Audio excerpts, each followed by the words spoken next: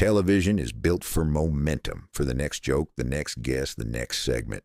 The entire architecture of a live talk show is designed to keep moving, to fill every available second, to ensure that the viewer at home never reaches for the remote. Silence is the enemy of momentum. Silence is what happens when the machine breaks down, but silence, it turns out, is sometimes the only honest response to the truth. On a Thursday evening in October inside the Ed Sullivan Theater on West 53rd Street in Manhattan, a 97-year-old woman named Iris Calloway sat down across from Stephen Colbert and asked him one question. The question was 12 words long. Stephen did not answer it for 41 seconds. This is what happened before those 12 words, and what happened during those 41 seconds. And why, months later, people are still talking about the night an old woman walked onto a late-night stage and left behind something no script could have produced. Iris Calloway had been born in 1927 in a small town in rural Georgia. She'd grown up during the Depression, which she described as an excellent education in the difference between what you need and what you think you need. The distinction had served her well across 9 subsequent decades. She had married at 22, a man named George who worked at a hardware store and had, according to Iris, the rare and underappreciated quality of knowing when to speak and when to simply be present in a room without filling it unnecessarily. They had raised 4 children together in a house with a wide front porch and a kitchen that smelled of coffee from 6 in the morning until the last person went to bed at night. She had buried George after 51 years of marriage. She had outlived 2 of her 4 children. She had arrived at 97 with a posture that younger women openly envied and a directness of manner that could, depending on your particular temperament, be experienced as either deeply refreshing or mildly terrifying. She had, by her own careful accounting, lived a complete life. Not an easy one, not a famous one, not one destined for history books or commemorative plaques, but complete in the way that a life is complete when it has been fully inhabited, when no significant portion of it has been withheld out of fear or convenience or the quiet cowardice of waiting for a better moment that never arrives. She had one unfulfilled wish. For 11 years, every weeknight, without exception, Iris had watched The Late Show with Stephen Colbert. This was not a casual habit, it was a ritual. The television on at exactly the right time. The volume at the specific level that her granddaughter Maya had helped her set and which Iris had memorized with uncanny precision. The same armchair, the same corner of the living room in her apartment in Charleston, South Carolina. She watched the monologue and the interviews and the musical guests. She laughed at the jokes that were funny and waited with patience through the ones that weren't. And she had developed over 11 years of nightly practice what she described as a thorough and considered understanding of Stephen Colbert's character. She had a question for him. She had been carrying it for 3 years, turning it over during commercial breaks, refining it the way you refine something. When you understand, with complete clarity, that some opportunities do not come twice. Her granddaughter Maya had submitted the audience request 8 months earlier, not expecting anything, just placing the wish into the world the way her grandmother had always taught her. You name what you want clearly and honestly, and then you release the outcome. The outcome, in this case, was a phone call from a late show producer on a Tuesday morning in September. Maya had stood in her kitchen, listened carefully, confirmed that yes, her grandmother was available. Yes, she was in excellent health. Yes, she was absolutely certain she wanted to do this. Then she had hung up, sat down on the kitchen floor, and cried for 4 minutes from sheer uncomplicated joy before going to tell Iris. Iris had nodded once upon hearing the news, the expression of a woman whose hypothesis has been confirmed, and said, "Good, I've been waiting long enough." Stephen was told about Iris the morning of the taping over coffee in his dressing room. His producer Diana gave him the basic outline. 97 years old. 11. Years of watching the show without missing a single night. A question she had been carrying for 3 years and had never shared with anyone, including her own granddaughter. She refused to reveal it in advance. She wanted to ask it directly, face to face, with the cameras running. Stephen turned his coffee cup slowly in his hands. "Is she sharp?" he asked. Diana almost smiled. Her granddaughter says she lost to her at Scrabble last week by 90 points, and then received a detailed post-game analysis of every mistake she'd made. Stephen set the cup down. I want to meet her before the show. They met in the green room 40 minutes before taping. Iris sat with her back straight and her hands folded, eyes on the door. When Stephen entered, she looked at him with the expression of someone conducting a rapid assessment of whether the in-person version of a person matches the version constructed through years of careful observation at a distance. Apparently he passed. She nodded once. "Mrs. Calloway," Stephen said, extending his hand. "Iris," she said. The handshake was firm. "I've watched you long enough that we can skip the formality." Stephen sat across from her. Before he could begin the standard pre-interview warm-up, she spoke. "You want to know what I'm going to ask you?" "I do," he said. "I'm not going to tell you." Her expression was one of complete and unapologetic certainty. "If I tell you in advance, you'll prepare an answer. I don't want a prepared answer. I've received enough prepared answers in 97 years to last several lifetimes. I want to see what you actually think, and you can only see that in the first few seconds before a person decides what they're supposed to say instead of what they mean." Stephen was quiet. "I know," Iris said with the serenity of someone who stopped needing external confirmation long ago. Then, "Are you nervous?" He laughed, a real one. "A little bit, yeah." Iris nodded with visible satisfaction. "Good, that means you're taking it seriously." The show opened as it always did, and the monologue was sharp that night. The first two guests moved through their segments with easy rhythm. Stephen was in his element, present, funny, asking questions he genuinely wanted answered, but something else was running beneath the evening's normal current, a secondary frequency. The camera operators felt it. Diana in the control room felt it in the way she felt most things about the show. Not from evidence, but from accumulated instinct built over years of watching the same man work the same stage in conditions that were never, when you looked closely, entirely the same. During the commercial break before the final segment, Stephen stood at his desk and did not review his notes. He stood with both hands flat on the polished surface and looked at the empty guest chair across from him. His floor director noticed the stillness. "You okay, Stephen?" Stephen looked at the empty chair for another moment. "Ask me in 20 minutes, he said. Iris Calloway came out from behind the curtain on Maya's arm, and the audience's response was immediate and genuine. Not the polished, cued applause for a guest they had been briefed to recognize, but the warmer, instinctive reaction to a 97-year-old woman walking with complete, unhurried dignity across a television stage. She wore a deep burgundy dress and small pearl earrings and carried an expression of calm that suggested she found the whole enterprise mildly interesting rather than overwhelming. She settled into the guest chair, indicated with a precise small gesture that Maya could step back, folded her hands in her lap, and looked at Stephen with the same assessing gaze she had used in the green room 40 minutes earlier. "Iris," Stephen said, "welcome to the late show." "Thank you," she said. "It looks smaller." "In person." The audience laughed. Stephen smiled. "It does. Most things do, actually." "That's true," Iris agreed in the tone of someone confirming a long-standing observation. "People spend considerable time building things up in their imagination beyond the size they ever actually reach. It's an exhausting habit."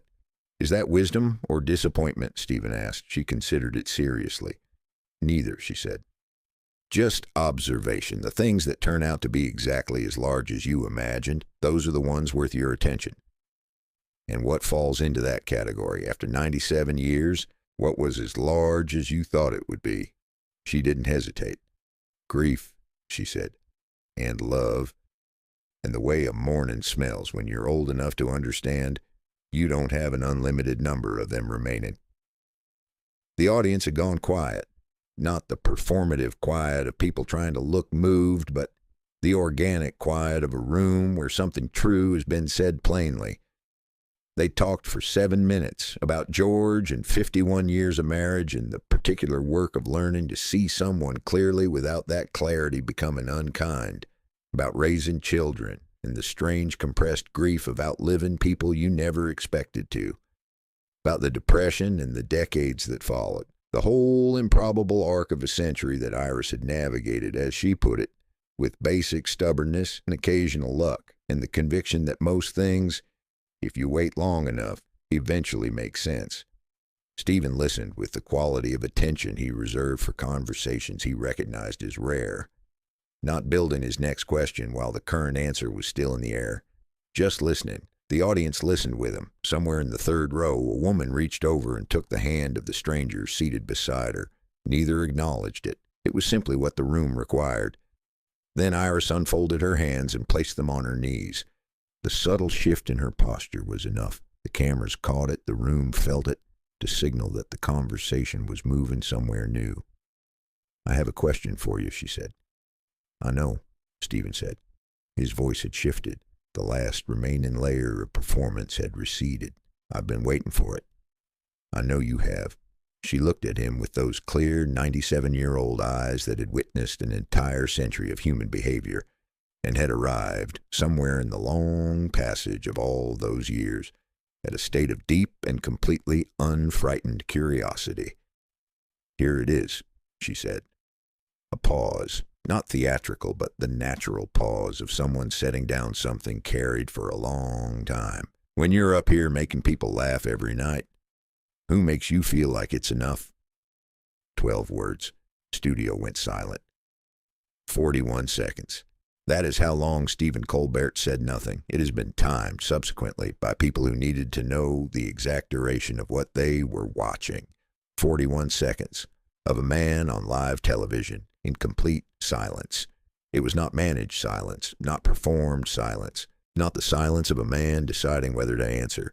It was the silence of a man reached somewhere below the professional architecture, below the preparation and the timing and the years of practiced response, by something he had not known was waiting there to be reached. His hands moved slightly on the desk surface. His jaw tightened once and deliberately released. He looked at Iris, then at the desk, then back at Iris. The audience did not move, did not cough, did not shift. Every person in the room was present in the same second, in exactly the same way, which is one of the rarest things that can happen in a space built for entertainment the cameras held. Diana in the control room said nothing and did not consider cutting away for even a fraction of a second. 41 seconds. Then Stephen Colbert said in a voice quieter than his television voice and more precisely his own, "I don't know that anyone does." Iris looked at him without surprise. "I think about my family," he continued, slowly discovering words as he found them rather than retrieving them from somewhere prepared. "My wife, my kids. I hope they see it, that it's enough, that what I do means something to them beyond just the job of it." He stopped, eyes briefly on the desk. "But I don't know if I've ever been sure. I've been doing this for years, and I don't think anyone has ever asked me that directly." "I know," Iris said quietly. "That's why I asked it." Stephen looked at her. His eyes were glistening. Not dramatically, just the simple fact of a man who has been moved and whose body is acknowledging it honestly. "How do you actually know?" he asked. "After everything you've lived, how does a person know when it's enough?" Iris was quiet for a moment. Her hands rested still on her knees. "You don't," she said. "Not in the moment. You only know looking back when there's enough distance to see the shape of it." She looked briefly at her hands, then back at Stephen. "George asked me 2 days before he died whether he'd been a good man. I told him yes. He said, 'But how do you know?' And I said, 'Because I am still here, and I am still glad that I stayed.'" She looked at Stephen with complete steadiness. "That is all it ever is. Someone who is still glad they stayed, not a feeling you find inside yourself, a reflection that comes back from outside." The silence that followed was different from the 41 seconds.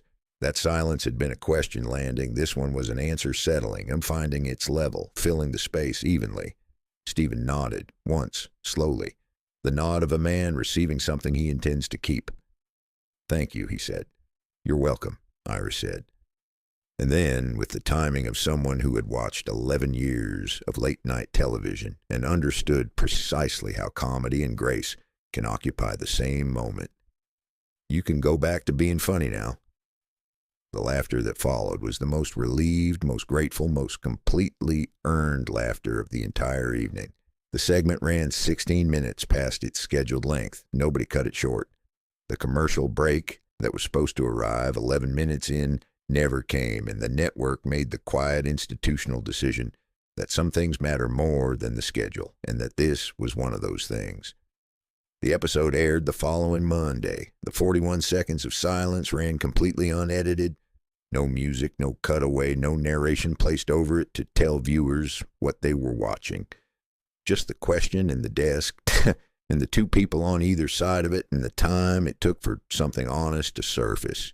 People did not write to say they had been entertained. They wrote to say they had called someone, a parent, a friend they had been meaning to contact for months. They wrote to say they had asked the same question to someone in their own life and been surprised, even shaken, by the answer. One message from a retired school teacher in Ohio said only, "I have been waiting for someone to ask that question on television for 40 years. Thank you for letting her ask it." Stephen mentioned that evening once, weeks later, in the middle of a conversation about something else entirely. He brought it up himself, unprompted. He said, "A 97-year-old woman asked me last month if anyone makes me feel like it's enough, and I have been thinking about it every single day since." His colleague asked what conclusion he had reached. Stephen was quiet for a moment. "I think the question might itself be the answer," he said. The fact that she asked it, that she had been carrying it for 3 years, that she came all the way to New York at 97 to ask it to my face with the cameras running, that is someone who still believes it matters, that what I do matters enough to travel for, to wait for, to prepare for. He paused. Maybe that is what enough feels like, not a feeling from inside, a reflection from outside, someone who's still glad they stayed. He picked up his coffee. "She was right," he said. She generally was. Iris Calloway is 98 years old now. She still watches the late show every night. Same armchair, same corner, volume at exactly the right level. She has not submitted another audience request. She got her question answered. For Iris, that was always going to be exactly enough. Not a word more, not a word less, and not a single moment beyond what was genuinely required. The question she asked on that October evening has no single correct answer. Stephen said so himself in the 41 seconds when he said nothing at all. But perhaps that was never the point. Perhaps the value of a question is not always in the answer it produces, but in the space it opens. The space where a person stops managing and starts thinking, stops performing and starts feeling, stops moving forward just long enough to look honestly at where they actually are. Television is not built for that kind of space, but sometimes when a 97-year-old woman walks in from Charleston with a question she has been carrying for 3 years, it becomes something it was not designed to be, and the silence that follows is the most alive thing in the room. She had one question. He had no answer.